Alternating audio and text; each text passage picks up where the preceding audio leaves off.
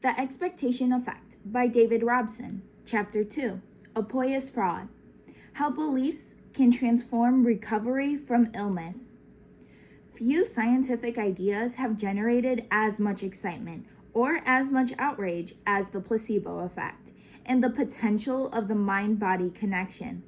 From the birth of modern medicine in the 18th century, doctors were acutely aware that certain sham treatments could bring relief simply through the patient's belief about them. But could those fake cures ever heal the underlying problem? And even if they worked, didn't the inherent dishonesty break the doctor's ethical code? These were enormous questions that troubled none other than the third U.S. president, Thomas Jefferson. Writing to a friend in 1807, he expressed his fear that some doctors were becoming overzealous with their administration of common medications, such as mercury and opium, which he feared were often doing more harm than good. He believed that many complaints could be better served with the illusion of a medical treatment. One of the most successful physicians I have ever known has assured me that he used more bread pills, drops of colored water, and powders of hickory ashes than of all other medicines put together, he wrote. The deception may have seemed morally dubious, but it was preferable to overprescribing potentially toxic substances that brought about no further improvement for the patient. It was, Jefferson said, a pious fraud. Over the following decades, however, doctors became much more skeptical about the benefits of belief.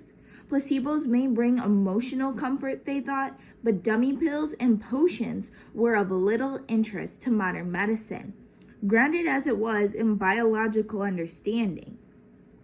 For some practitioners, placebos were better seen as a diagnostic tool to identify potential malingers and hypochondriacs. If you found relief from a sham treatment, you didn't have a real disease.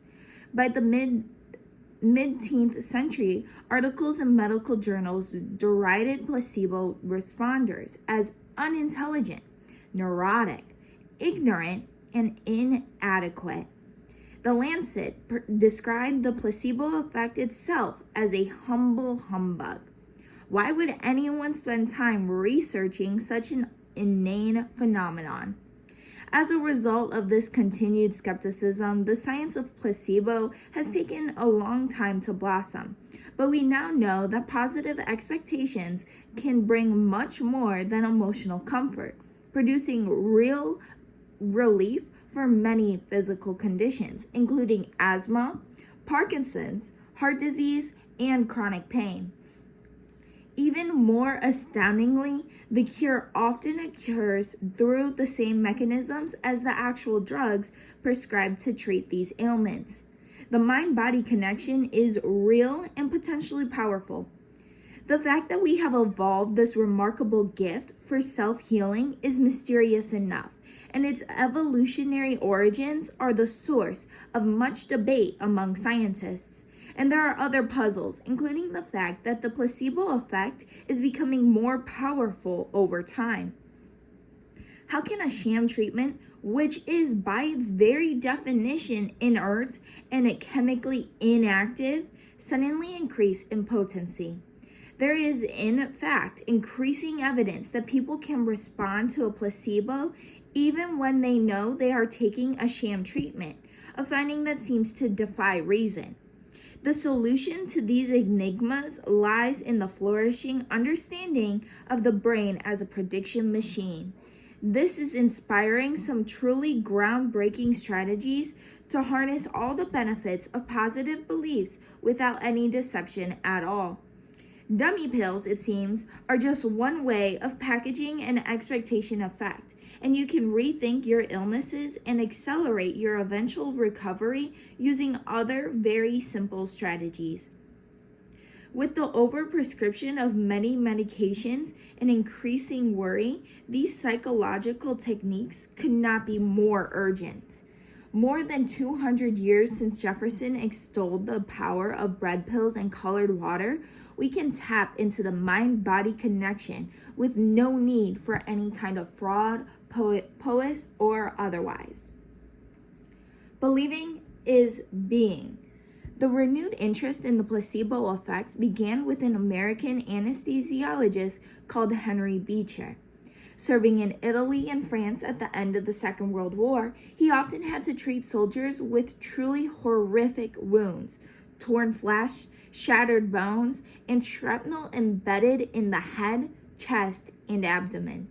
Yet he was puzzled to observe that many of his patients, around 32%, reported feeling no pain at all, while a further 44% experienced only slight or moderate discomfort.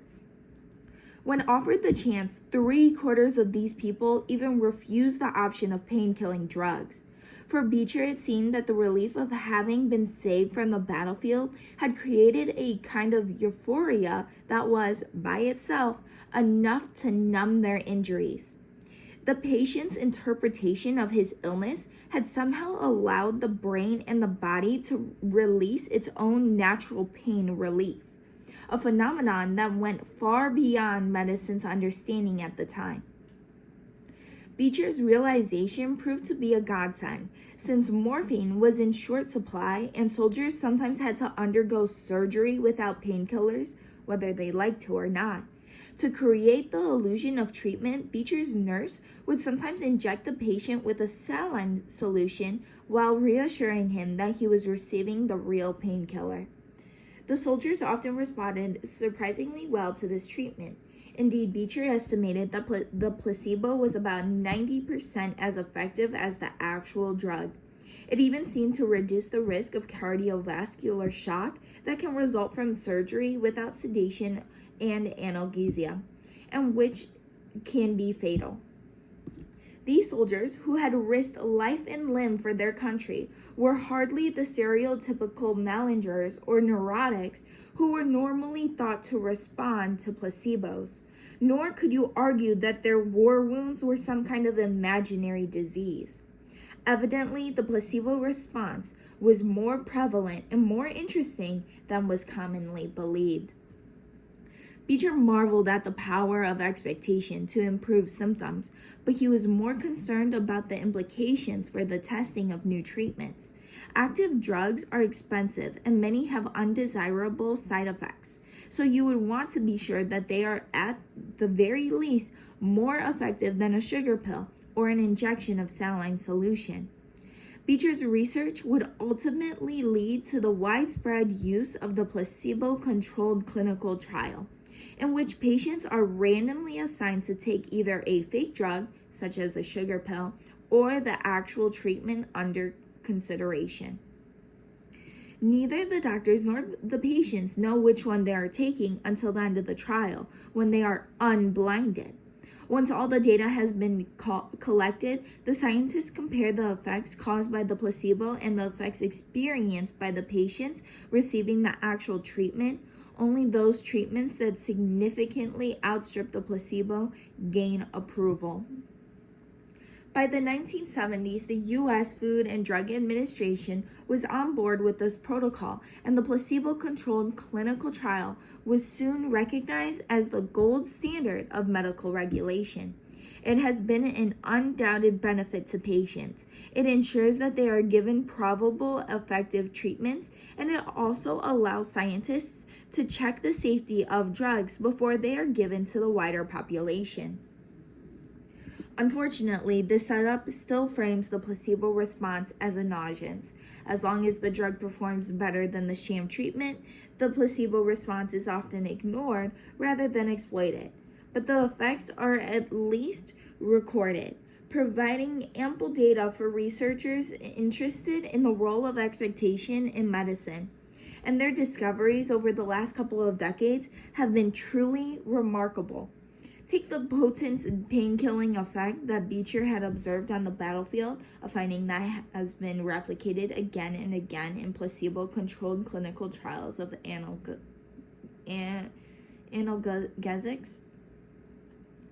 Overall, researchers estimate that the placebo response can account for 50% of the pain relief afforded by the actual drug. As we saw in the last chapter, this pain relief could be the result of shifts in subjective experience. As the prediction machine recalibrates its expectations of suffering, yet it also appears to coincide with the distant psychological changes that mimic the action of the drugs themselves. When people take a placebo to replace morphine, for instance, the brain starts producing its own opioids that can themselves soothe pain.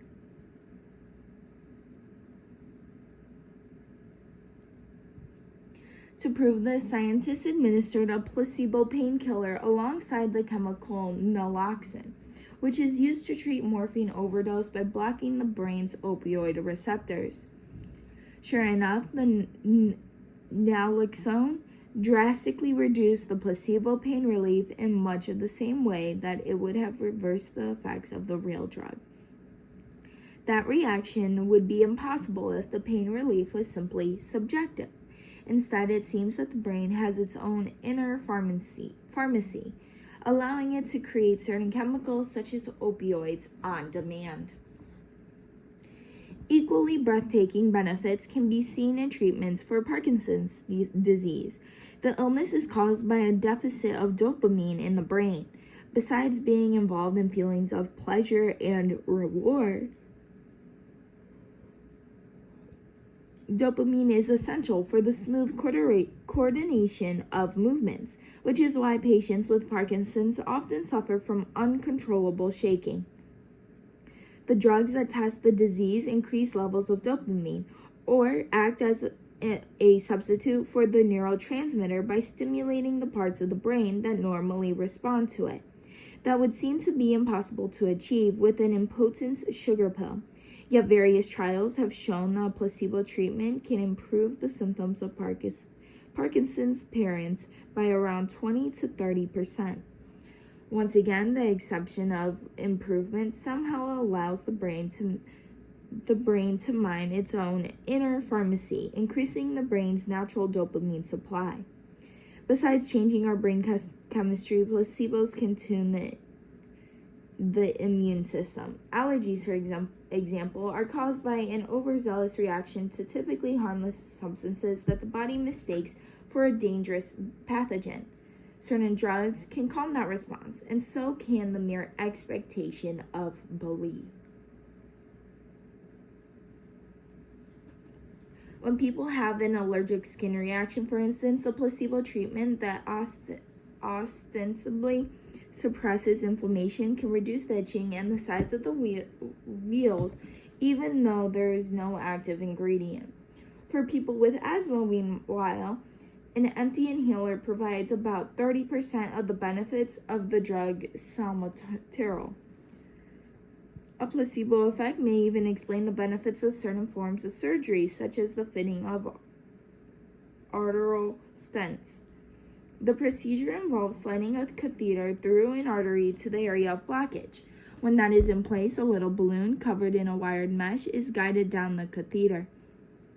The balloon is then inflated to widen the artery, leaving the wire mesh, the stent, in place to hold the artery walls open. This surgery is often essential in medical emergencies such as a heart attack, a situation in which a placebo is unlikely to be of immediate assistance. But stents are also used to ease blood circulation in patients suffering angina, with the aim of reducing ongoing pain and discomfort. And here, the role of expectation may be far more significant. This fact has only come to light very recently, since, unlike drug development, doctors and scientists are not always obliged to conduct placebo-controlled trials for new operations. Instead, they can use other comparisons such as treatment as usual, which may not produce the same expectations as the new procedure. To find out if a placebo effect could explain some of the benefits of arterial stents, a team of cardiologists from hospitals across the UK split 230 patients into two groups, with half receiving the full surgery and the other half receiving a sham surgery, in which the catheter was guided in and out of the artery without the stent being put in place. Like the placebo-controlled drug trials, the patients were all informed they might not receive an actual stent, and the team made every effort to minimize the lingering effects of the surgery. Reporting their results in The Lancet, the research team found that both groups were capable of greater physical activity after the operation, measured by their performance on a treadmill, and the benefits of the stent over sham surgery were too small to be considered statistically significant. Needless to say, the finding has been the source of much debate among cardiologists and ongoing research. We'll need to replicate the finding before the medical guidelines change. But given this carefully controlled study, it certainly seems likely that much of the stent's benefits for Enigma arise from the patient's expectations of improvement, rather than from the physical change to the heart's plumbing. In some cases, a placebo treatment could even be a lifesaver. In one trial of beta blockers, participants who regularly took a placebo were half as likely to die during the study than those who were less diligent in taking pills. Clearly, the placebo wasn't as effective as the active drug if both were taken at an equally high rate. But so-called placebo adherers, nevertheless, live longer than people who only took pills, either the active drug or the dummy ones. Haphazardly. The longer life expectancy of so-called placebo adherents has now been dismounted in many other studios, making it extremely hard to disregard as some kind of statistical fluke. One explanation is that the high compliance simply reflects a healthier lifestyle in general, but the differences remain even when you control for all kinds of variables such as noise, education, whether someone smokes or overheats. That would also predict someone's likelihood of dying. And this leaves us with the distinct possibility that the regular ritual of taking a better health that come from taking a potential medication. Exactly how and why we react to placebos in all these ways is a matter of fierce debate. But many researchers argue that this type of expectation effect comes from at least two sources. The first thing is a general healing response, an evolved reaction that allows the body to adapt to the presence of immediate threats. When we have just been injured, for instance, we need to feel pain to avoid further damage to the body, making us more cautious in our movement. If, however, we are in safety and being treated for our injuries, pain serves less of a function, so we can afford it to be soothed. Similarly, inflation is essential to deal with immediate contact with a pathogen, but it can prevent other processes from kicking in to heal the damage. It is therefore beneficial for the minute system to rein in inflammation when it perceives that you are already on the road to recovery. Anything that reduces fear and anxiety about your illness, including the sense that you are receiving medical care, may produce this generalized heal, seem to experience something like this. The mere fact of being away from the battlefield and relieve much of their pain, but it will also be true whenever any of us receive medical treatment. According to this theory, placebos are a powerful symbol of care that can trigger this response. Importantly, the prediction machine also evolved to fine-tune its actions based on particular experiences through a learning process called conditioning. If you are making a placebo painkiller expecting it to be morphine, the release of endogenous opioids will be far stronger if you have already taken morphine in the past, for example. Similarly, the placebo-triggered release of dopamine will be far stronger if someone has already taken a Parkinson's drug, and a placebo to reduce transplant rejection will be more effective if someone has already taken a relevant suppressant. In each case, the brain is activating the systems that would make the most efficient use of the body's resources based on its life previous manners and associations.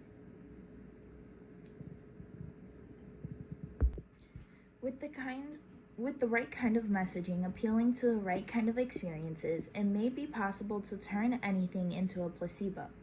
Scientists at Columbia and Stanford universities even managed to persuade students that a plain bottle of spring water was an energy drink containing 200 milligrams of caffeine, and their blood pressure responded commensurately. You may not even need to be physically present to experience the benefits.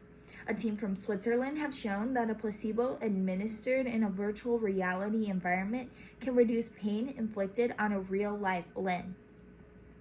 In general, however, the prediction machine relies on many different cues to determine its expectations, drawing on a wealth of associations learned in other areas of life. And this means that certain forms of placebo are consistently more potent than others. These factors can be as superficial as size. Many people assume that bigger means better, and so if people are taking a pill, a larger tablet may render a bigger response than a smaller tablet. And form, capsules seem to be more effective than tablets. We can also be influenced by price. Labeling a Parkinson's treatment as cheap, for example, halved the placebo's benefits compared to an identical injection that was labeled expensive. For similar reasons, a drug's marketing can matter to an inordinate degree. Taking a placebo from a slickly designed Nurofen package with its messages of targeted pain relief is much more effective than a pill that is labeled as generic, own brand ibuprofen. In one study, the placebo Nurofen was so powerful that it matched the effects of the active painkiller. That shouldn't be surprising. We have seen Nurofen so often and have heard of its pain-killing effects that we have fewer doubts of its effects, whereas a generic drug may feel unfamiliar and of a lower quality. More generally, injections tend to have stronger effects than medications taken orally. And surgery is better still, perhaps because it is simpler to understand and visualize its mechanism compared to treatments that involve complex chemical reactions. We are also swayed by the age of the treatment. If a drug or medical device has just been approved and is generating a lot of excitement, you may feel a larger placebo response than if the treatment first emerged 30 years ago. Last but not least, there's the relationship between you and the healthcare provider. The placebo effect will be far more potent if they seem caring and competent. In an amazingly comprehensive way, the prediction machine updates its simulations and coordinates the body's responses using any cue that might hone its expectations of recovery. There is now no doubt that expectations can and do shape our physical reality. The million-dollar question, of course, is whether we can harness these expectation effects responsibly.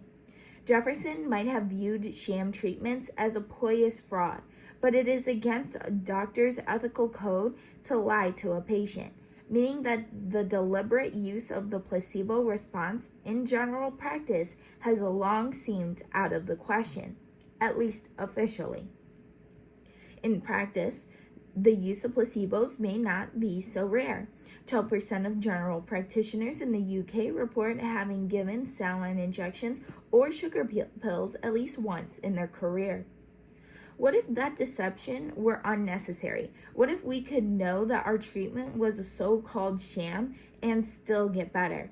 It may sound paradoxical, but as we shall now see, knowledge of the placebo effect can itself provoke a healing response, equipping patients with the mental tools to treat themselves. The honest placebo. Signs of this deception-free healing response may, in fact, have been hiding within the medical literature. It's just no one had thought to look until pharmaceutical companies started hitting a wall in their search for new treatments. For decades after the birth of the clinical trial, drug discovery experienced a kind of golden age, with a high proportion of experiments revealing new and effective treatments for various conditions, making big pharma more profitable than big oil. By the turn of the 21st century, however, scientists began to notice that many of their clinical trials were failing at greater and greater rates than before. The failures came so fast and so often that some medical research organizations even feared for their financial future. With intense data mining, the scientists eventually found an answer. The trials were all perfectly well designed, but the people in the placebo arm of the trial seemed to be getting more and more relief from their pills, which made it much harder to isolate the benefits of an actual drug with a probable, statistically significant difference. If you look at tests of painkillers in the 1990s, for example, the active drugs tended to outperform the placebo by around 27%. By 2013, that advantage had dropped to just 9%. Crucially, this was caused almost entirely by the increased potency of the sham treatments, which brought about 20% more pain relief at the end of the period compared to the beginning, while the active drugs did not see a similar rise. Apparently, they had reached an upper limit for the possible pain relief. If they were running a race, the real drugs had started out way ahead, only for an unlikely straggler to somehow narrow their lead. Compounding this mystery, the strange inflation of placebo power seemed to be concentrated in the United States, while trials in Europe were largely ineffective. How could this be possible? One potential explanation came from the U.S.'s direct-to-consumer advertising. The constant repetition of TV adverts could increase people's expectations about the benefits of any drug under consideration. These heightened expectations could inflate the relief felt by those taking the dummy pills, amplifying the release of the brain's endogenous painkillers, for instance, to such a degree that it comes to overshadow the additional benefits of the active ingredients taken by the non-placebo group. Countries without direct-to-consumer advertising don't have this constant reinforcement of positive expectations, meaning that the size of the placebo response has remained more stable.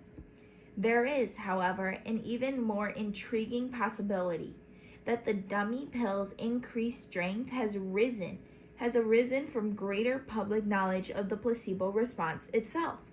This theory comes from Gary Bennett at the University of California, San Diego, who was part of a team showcasing the rising placebo effect in the treatment of pain. He points out that in the mid-20th century, most people knew very little about placebos and tended to view them somewhat dimly. If you were in a clinical trial and you worried that you had been given a dummy pill, your hopes of improvement may not have been high. But the recent interest in placebos and their capacity to produce real psychological effects has changed that notion, with the potential power of expectation recently receiving considerable media coverage. Today, the prospect of receiving a placebo does not seem so unattractive, since many people would expect to receive some real relief, whether or not they get the actual drug.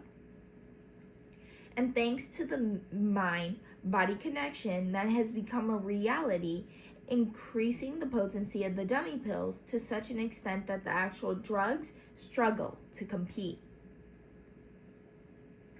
Bennett suspected that media coverage of the placebo effect may be especially common in the English-speaking world, explaining why the increase of placebo's potency is particularly marked in the American trials, but not across Europe.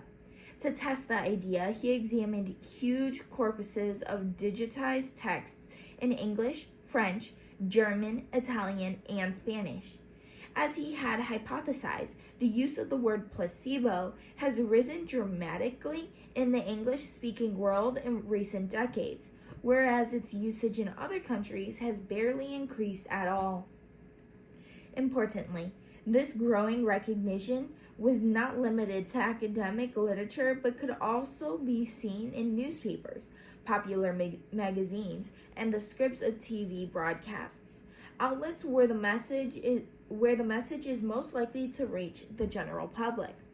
Unfortunately, the analysis of the pain medication trials did not provide the necessary data to check if the placebo response is increasing in the UK as well as the US, which would provide further evidence for Bennett's hypothesis. The idea that the word placebo can itself evoke a placebo response may sound absurd.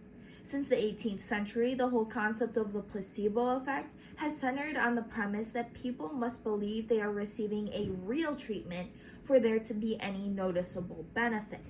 Jefferson wrote that the deception was a ployous fraud because it was completely unavoidable.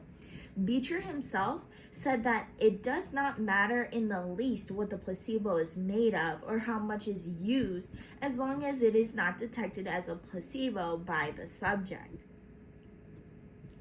Yet, various groundbreaking studies have shown that a large number of people do respond to a placebo even when they are fully aware that they are receiving an inert pill.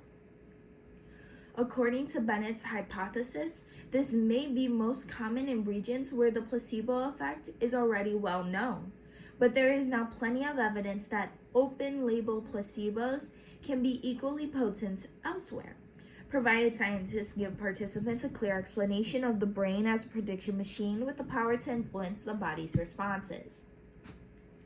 Take, for example, a trial treating people with chronic back pain run by the health psychologist Claudia Carvalho at a public hospital in Lisbon, Portugal, the success of which sent ripples across the global scientific community when it was first published in 2016.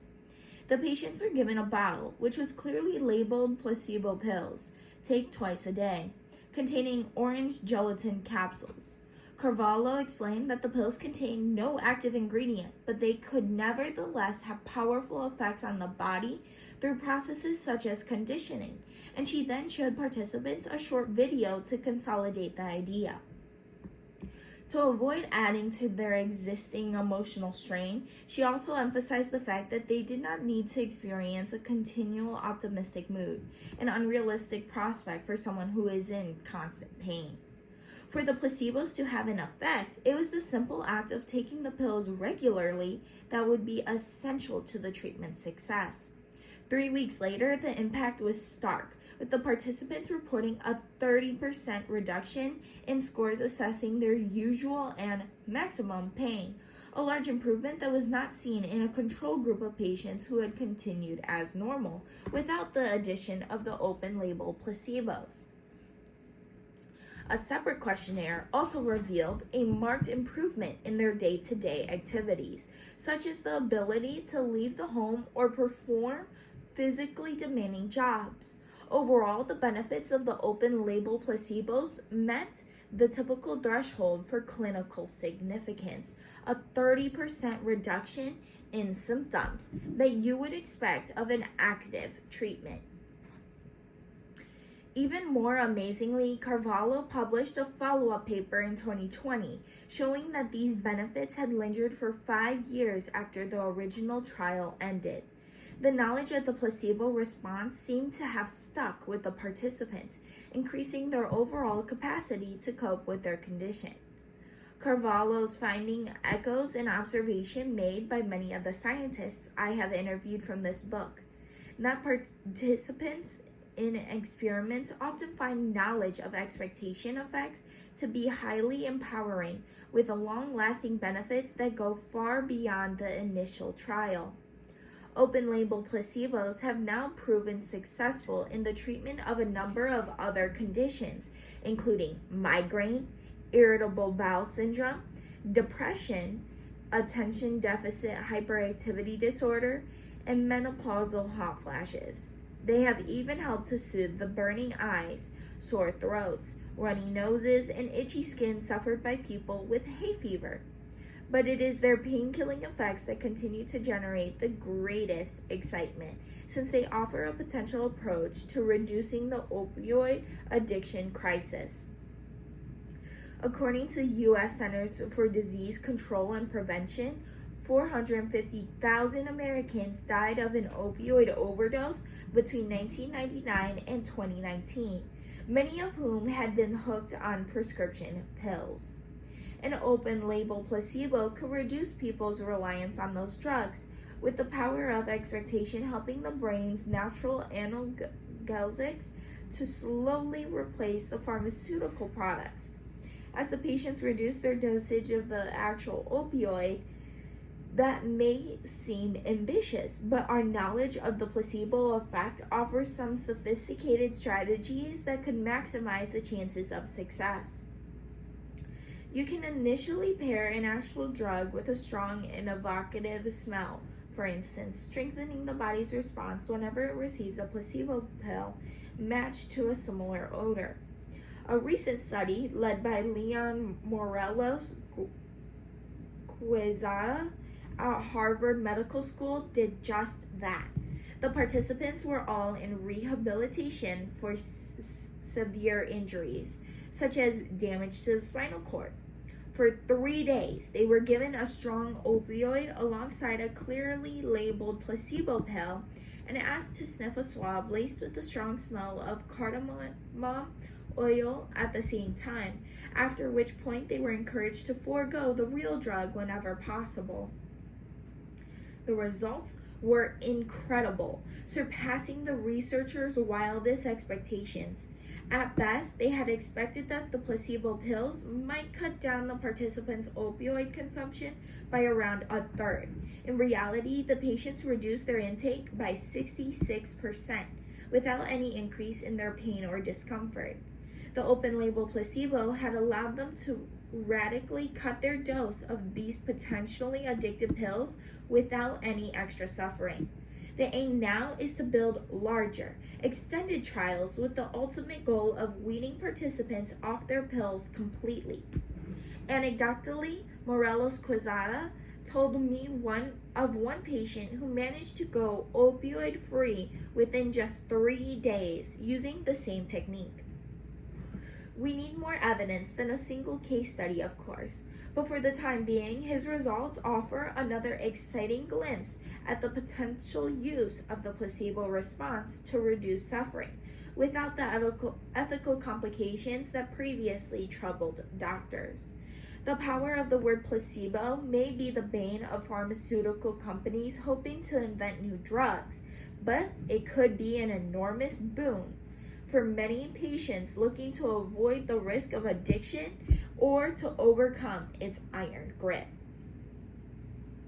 No placebo? No problem. A few years ago, a medical psychologist, Johannes Lafferton, received a postcard from a former patient. It was the kind of message that any scientist would be thrilled to read. As promised, I send you and your friendly colleague best greetings from Italy. You were so encouraging, she wrote. Before surgery, I did not expect to be able to spend my holidays here at this wonderful place. I feel quite well. Only 3 months previously, the 67-year-old patient had undergone a heart bypass. Needless to say, the 5 to 6 hour surgery is often traumatic for the patient, and many people continue to suffer general disability many months after the operation.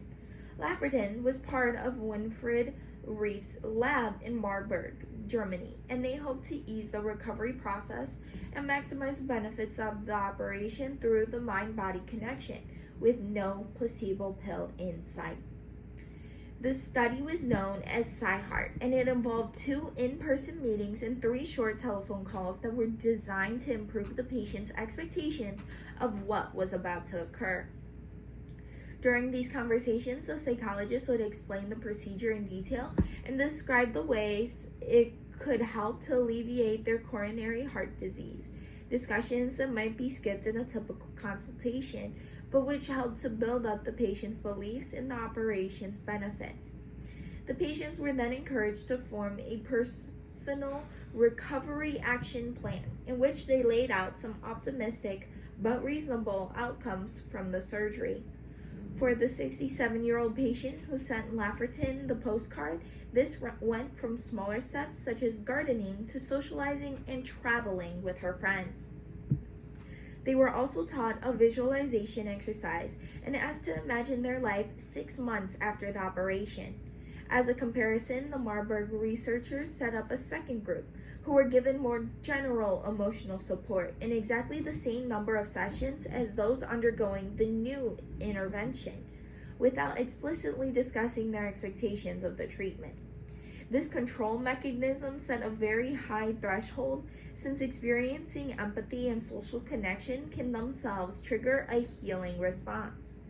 For a second point of comparison, the team therefore looked at the progress of patients who did not receive any additional help at all, but simply underwent the same procedures offered to typical patients undergoing heart bypass surgery.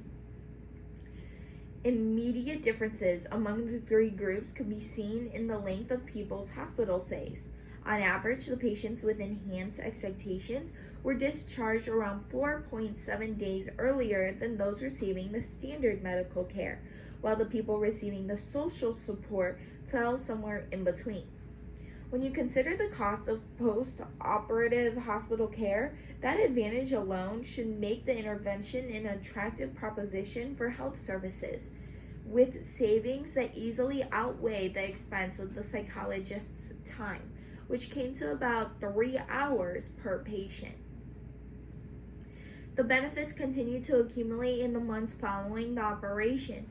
When questioned on the ways that their discomfort affected their family life, recreation, sexual behavior, and sleep, the patients who had been encouraged to develop positive expectations tended to show the quickest recovery. But by the end of a 6-month follow-up period, they also reported a greater capacity to return to work compared to the participants who received the emotional support or those offered the standard care. Importantly, these improvements were not just self-reported, but appeared to coincide with objective biological differences between the groups. For example, the team measured levels of pro-inflammatory molecules such as interleukin-6, IL-6. Besides producing general feelings of sickness, these molecules are known to damage blood vessels, potentially reducing the benefits of the surgery and increasing the risk of further heart disease. As Lafferton and his colleagues had hoped, the patients with improved expectations tended to show lower levels of IL-6 at the 6-month follow-up. The patient's improvements were probably a combination of behavioral and psychosomatic changes, perhaps through some kind of virtuous cycle. The enhanced expectations and associated biological response eased their physical activities, which in turn reinforced the positive beliefs about their healing and contributed to further improvements, accelerating their return to a happier and healthier life. How should we interpret these findings? SciHeart clearly builds on the research into the placebo effect and appears to work through a very similar mechanism. Yet it shows that you can do away with the sham or dummy treatment altogether. Instead, the participants were reconfiguring the prediction machine's expected outcomes using rational analysis to resolve unfounded doubts and to set out a realistic vision of the treatment's benefits. That approach may appeal more to a patient who shy away from the use of an open-label placebo, which may feel too artificial or fake. but who are nevertheless open-minded about the possibility of rethinking their outlook. Promisingly, it may be possible to integrate this kind of expectation effect into many other medical procedures.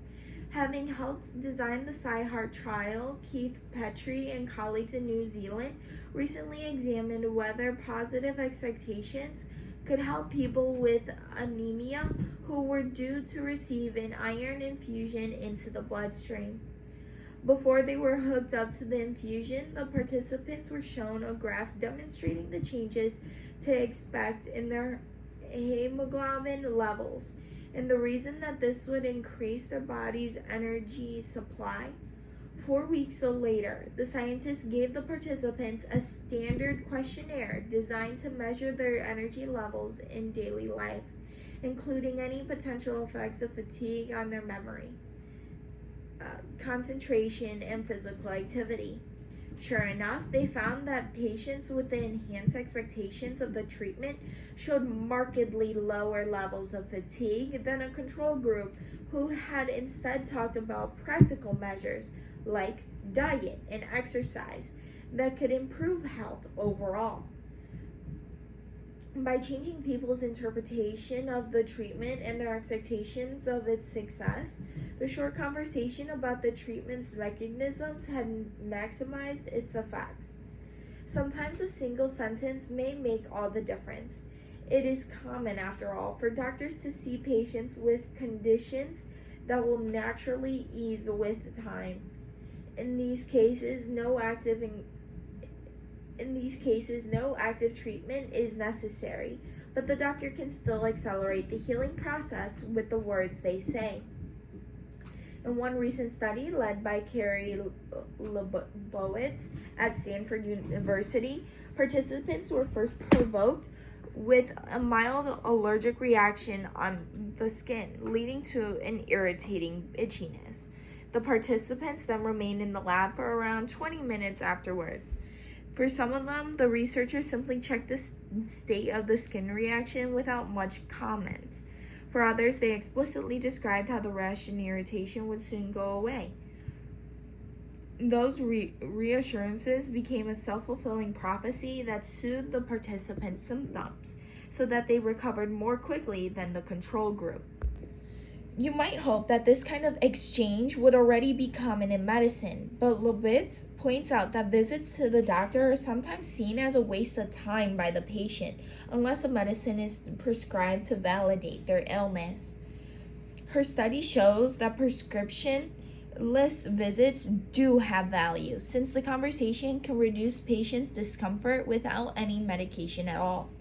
Lebowitz's findings recall another striking study, which find that patients recover more quickly from the common cold, including a reduced inflammation in the nose, if their doctors show a more reassuring and empathetic attitude in interactions and stress the fleeting nature of the infection. On average, they recovered a whole day earlier than the people seeing a less reassuring physician, a significant change considering that colds rarely last longer than a week. The words a doctor speaks are themselves biologically active and an essential element of any treatment. Importantly, none of these exciting new treatments involve instilling a sense of false hope. Each project simply uses the facts at hand to help the patients understand the process and their prognosis, and to frame their progress in the most positive way possible. It's an approach that we will see again and again in the rest of this book. When it comes to the mind-body connection, knowledge really is power. The will to live.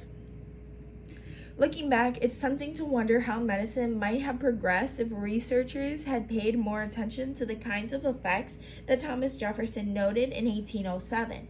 When he first described the use of dummy cures to prevent the overprescription of active drugs such as opium, he may have called it a pious fraud, but we have now seen how you can prevent opioid misuse without any kind of deception.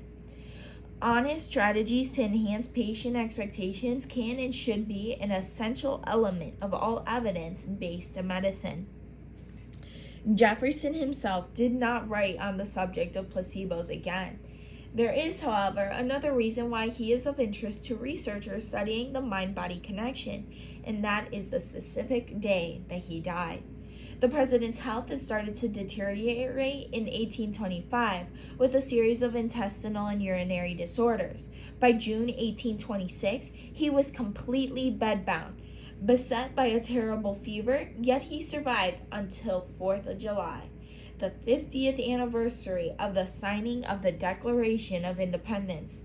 Astonishingly, Jefferson's presidential predecessor, John Adams, died on the same day in 1826. Having not yet heard the news of his rival's passing, his last words were apparently, "Thomas Jefferson survives." Is it simply a coincidence that the second and third presidents of the USA died on this landmark occasion, or had something more interesting occurred? John Adams' son, John Quincy, who was the sitting president at the time, described the timing of the two presidents' deaths as the visible and palpable remarks of divine favor. Scientists don't generally believe in that kind of godly intervention, so they have looked for other answers, and they have argued that the timing of the deaths may have resulted from a psychosomatic effect. Perhaps, in their old age, the two former presidents experienced a great will to survive until the momentous anniversary of the country they had helped to found. And once they had reached that day, their bodies quickly gave out. It may sound fantastical, but as we shall discover in the next chapter, the prediction machine has a dark side that, among many other important consequences, means that our thoughts and feelings really can determine the time of our death. How to think about healing. If you hear that a treatment's effects can be partially explained by the placebo, don't panic. Remember that the biological effects are still meaningful, even if they arise from expectation. If you have a choice over medical treatment options, try to bear in mind that the factors that can influence the size of the placebo component. All other things being equal, bigger tablets are more effective than smaller tablets, but capsules are better still. Similarly, if you have a choice over your healthcare provider, try to choose someone who you find to be empathetic and caring. Their attitude could change the way you respond to their treatment. Try to find out from your healthcare provider or from another credible source how your treatment works and the way that it might bring about its benefits. That knowledge can strengthen the effects of the treatment. Based on this information, try to visualize your recovery and, if relevant, make a plan of your journey to better health. Doing so should maximize your chances of improvement. If possible, meet other patients who have benefited from the same therapy and are willing to share their experiences. These conversations could help to shift your expectations of the treatment and its success. Consider obtaining an open-label placebo, which are commercially available from certain online retailers. You should never use this as a replacement for actual medications without the advice of a medical professional, but taken alongside your existing treatments, they may enhance the benefits. Above all, be realistic, but optimistic about what the mind-body connection can achieve.